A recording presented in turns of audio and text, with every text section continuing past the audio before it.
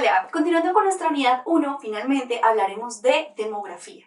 ¿Y qué es eso de la demografía? Bueno, cuando se habla de la población se hace referencia al grupo de personas que habitan en un determinado lugar, ¿verdad? Bueno, la demografía procede del griego demos, pueblo, población, y grafía, que es trazo, descripción o un estudio. ¿Listo? En este caso se puede traducir como el estudio de la población.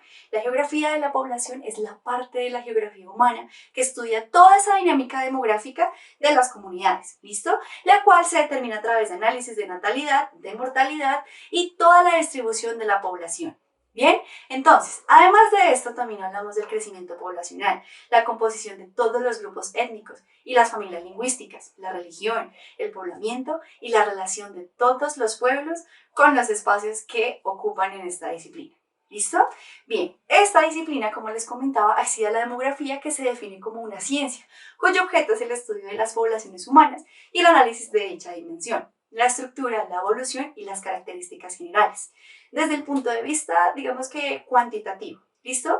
Lo que significa que mediante cálculos podemos establecer ese tipo de características de dicha población determinando el lugar.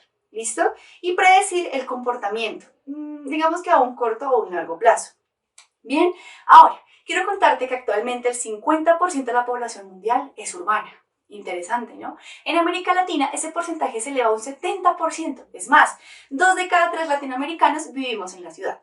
En Colombia, el 86% de la población es considerada urbana y existen muchísimas discusiones en torno a cómo definir y entender lo urbano de lo rural. ¿Listo? En los últimos años, las transformaciones sufridas han sido muy profundas, por lo que se han modificado, digamos, tanto las percepciones como las definiciones teóricas. ¿Listo? Asimismo, lo urbano ha ido un poquito más allá de la ciudad, por lo que la infraestructura y las urbanizaciones se han ido levantando fuera de ella. Digamos que existen las ciudades dormitorio, polígonos industriales, redes viales, entre otros. ¿Listo? Estos han salido de la ciudad y se han instalado en periferias, conformando un área de transición conocida como el periurbano. ¿Listo? Es un poco más extenso.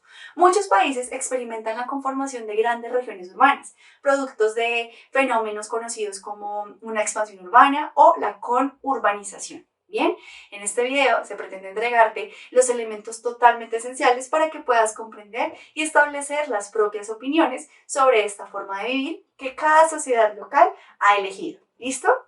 Bien, ambos, el mundo urbano y el mundo rural, presentan una serie de problemas, pero también múltiples ventajas. La idea es resolver los primeros y profundizar en las segundas. ¿Listo? Bien, en este orden de ideas vamos a empezar con este cuadro comparativo que cuenta con las características de la migración urbana y la rural. ¿Listo? Tenemos acá los flujos migratorios, son un aspecto muy importante del panorama mundial. Las razones del origen son muy diversas, abarcando motivos económicos y laborales. Ahora tenemos también los que son educacionales, entre otros. ¿Listo?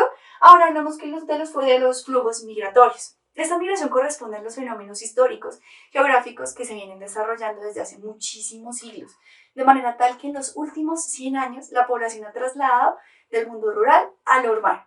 Se estima que el día de hoy el 50% de la población mundial vive en espacios urbanos. Incluso esta cifra se eleva aún un poquito más en lugares como Europa y América, hablando de sociedades, digamos que eminentemente urbanas. En el caso de Colombia, este alcanza una urbanización sobre el 60%, desde un punto de vista histórico. Bien, el proceso de migración del campo a la ciudad se aceleró con la revolución industrial, checa con este dato, y sobre todo desde la segunda mitad del siglo XX. Ahora, sabemos que las migraciones son un proceso razonado por parte de los seres humanos, que a diferencia de los animales, ellos migran por instinto. Bien, pese a que comúnmente este instintivo también es un poco presente en las migraciones de los seres humanos, juega un papel muy secundario, lo que lleva a pensar que existen migraciones también espontáneas y forzadas. Bien, ¿qué es lo que ocurre actualmente con el conflicto colombiano? La migración del mundo rural al mundo urbano estuvo, digamos, condicionada por factores de rechazo y por el primero y factores de atracción por el segundo. Entre los factores de rechazo del mundo rural es posible señalar lo siguiente. ¿Listo? Encontramos acá la carencia de instituciones educativas, instituciones de enseñanza y educación superior. La escasez de servicios, esos servicios que son como el del suficiente desarrollo técnico agrícola, y también entre los factores de atracción del mundo urbano destacamos los siguientes. Encontramos La mayor oferta de productos, estos que son más difíciles de encontrar en el campo, la gran diversidad de empleos, especialmente para el mundo femenino, a diferencia del mundo rural, en el que fuera de las actividades agropecuarias casi no existen otras. ¿Listo? Y tenemos la gran abundancia de servicios. Aquí está. Esta es la disponibilidad de servicios asistenciales, educativos, culturales, de transporte, comunicativos, informativos, recreacionales, entre otros. ¿Listo? El mayor número de empleos poco calificados, es decir, con poca exigencia y que son ejecutados por migrantes del campo, esto es parte de estos factores, ¿listo? Y en cuanto a las características que poseen las migraciones internas, es posible establecer ciertos patrones, ¿bien? En base a datos demográficos, como te había comentado al comienzo. A ver, tenemos un ejemplo. La mayoría de los migrantes proceden de lugares cercanos, ¿cierto? La cantidad de mujeres que migran es más o menos mayor al número de hombres, ¿sí? Cuando las distancias son mayores, predominan los hombres y en este caso, pues la migración es un poquito más hacia ciudades grandes. ¿Listo? Y si las distancias son muy grandes, se va a lograr una migración por etapas, por, no sé, digamos, en el espacio de los lugares que son como dejados por vacantes, que son ocupados por otros migrantes, de zonas un poco más alejadas. Y aún esta migración por etapas, característica cuando se migra a grandes centros poblados. Y ahora, las grandes corrientes migratorias generan movimientos de emigración secundarios. ¿Estos cuáles son? Bueno, estos son compensatorios en sentido inverso y de menor magnitud. Tenemos este proceso que lo realizan predominantes la población joven, adultos jóvenes y adolescentes. Y las personas, digamos que del medio rural, migran más que las personas de las ciudades. Este es un dato muy importante también. Entonces, ahora vamos a hablar de las consecuencias. ¿Qué consecuencias encontramos en la migración en el campo? Vamos a encontrar tres positivas. Una, disminuye la presión social sobre los recursos, la miseria y el desempleo. Dos, se reciben las remesas de los migrantes. Tres, se mejoran las técnicas agrícolas para contrarrestar los efectos de la migración. ¿Listo? Ahora, ¿cuáles son las negativas?